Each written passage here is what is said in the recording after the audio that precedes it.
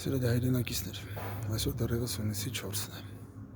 1918 թվականի հունիսի 4-ին ստորագրվեց Բաթումի հայտնի պայմանագիրը։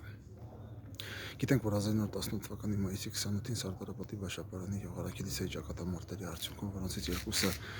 ավարտվել էր հայկական զինուժի հաղթանակով, ծնվեց Հայաստանի առաջին հանրապետությունը։ Հունիսի 4-ին կնքվեց Բաթումի հաշտության պայմանագիրը Հայաստանի և Թուրքիայի միջև և ճակատագրի հեղինակն էր, թե զավեշտը Հայաստանի Հանրապետության գոյության փաստը անկախությունը առաջինը ճանաչեց հենց մեր թշնամի երկիրը Թուրքիան, մեծ ցեղասպանած երկիրը։ Սակայն ի պատիվ հայ ժողովրդի պիտի ասենք, որ ցեղասպանությունից փյունիկվեց ժողովուրդը կարողացավ իր մեջ կամքի ուժ գտնել և հաղթանակ տանել Բաշապարանում և Սարդարապետում։ Հիմա հետաքրքիր մի հանգամանք։ Հունիսի 4-ի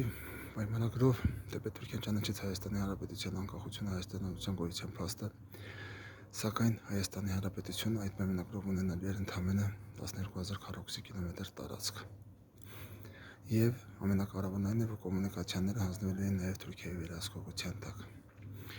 Հիմա պատկերացնում եք, եթե հանկարծ օրերից մի օր Թուրքիան հայ-թուրքական սահմանը բացելու նախապայման ներկայացնի Բաթումի պայմանագիրը եւ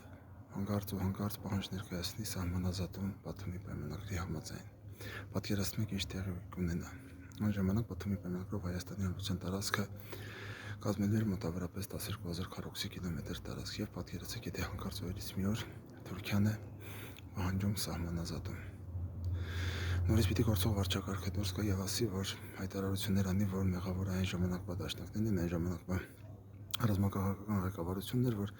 Սարդարապետից ու Բաշապարանից հետո չշարունակեց հարձակումները ու ենթադրենք չազատագրեց Ալեքսանդրապոլը, Կարսը կամ Սուրմալոյի գավառը կամ մնացած այլ քաղաքները։ Ամենից սպասելի է գործող վարչակարգից։ Ուստի, որպեսզի չկրկնվի այն, ինչ կրկնվեց մեզ հետ Արցախի անկումից հետո, ինչ տեղի ունեցավ մեզ հետ 2020 թվականից մինչև 2023 թվականներն ընկած ժամանակահատվածում։ Եվ այն, ինչ այսօր տեղի ունենում մեզ հետ,